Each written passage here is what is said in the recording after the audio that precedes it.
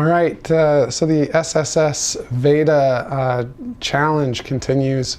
This is the one for April 9th, so it'd be the 9th one. Today's question is, how do you volunteer your time or give back? I want to apologize because my voice is still a little bit scratchy, but I am trying out a new microphone, so hopefully I can get a little bit of feedback on that. No pun intended.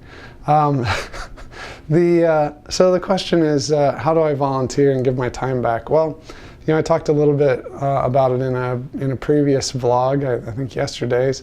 One of my greatest adventures has been getting involved in politics, and I've talked a lot about that in the past, and some people didn't really seem to think that that was giving back in the sense that they would but I guess I see giving back a little differently than a lot of people.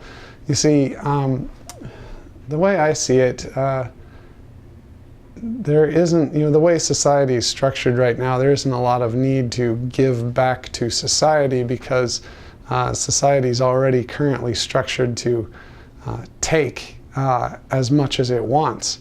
So one of the things that I think I give back is I try to give back some perspective about, you know, there are all these good intentions that society is trying to take for, and then I try to give, you know, hold up the mirror to that and show people that that the taking that society does is not really a charitable thing or a positive thing in many cases.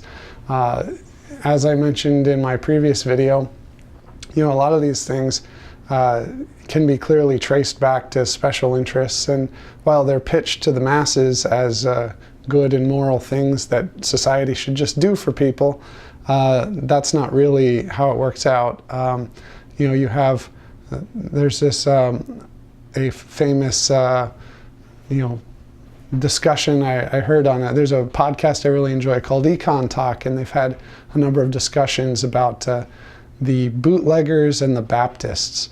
So the bootleggers and the Baptists, when it came to alcohol prohibition, were both in favor of the same legislation banning the lawful sale of alcohol for very different reasons.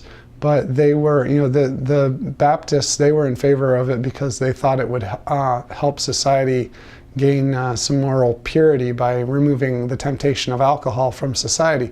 The bootleggers, on the other hand, saw that they would make tremendous profits by selling illegally brewed and manufactured and transported alcohol.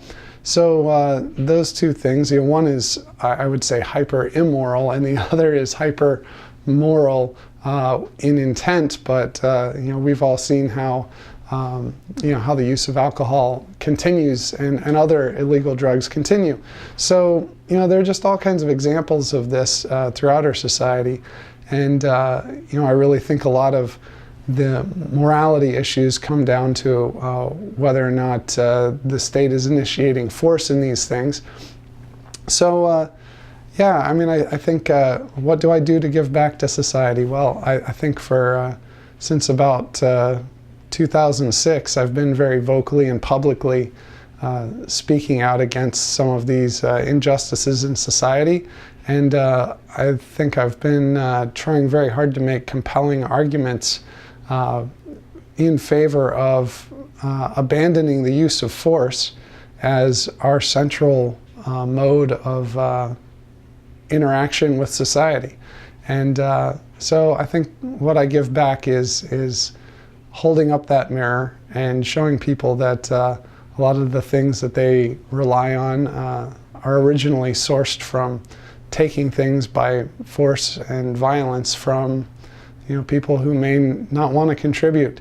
And I think that we'd be a lot better off as a society if, instead of using that approach, if every idea we had to convince people to want to participate, just like charities, and also most of our businesses, all of our businesses that are not involved with you know, public-private partnerships or otherwise receiving public funds.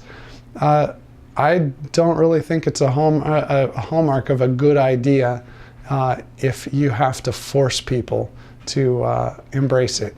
And that's what these government programs do. So it's absolutely a great idea to feed hungry people. It's a terrible idea to rob people to pay, hungry people. Two wrongs don't make a right. So yeah, I think it's interesting that some of these SSSVEDA questions, I mean, I know we're not bound to stick to them, but I just think it's really interesting, some of the assumptions that are made.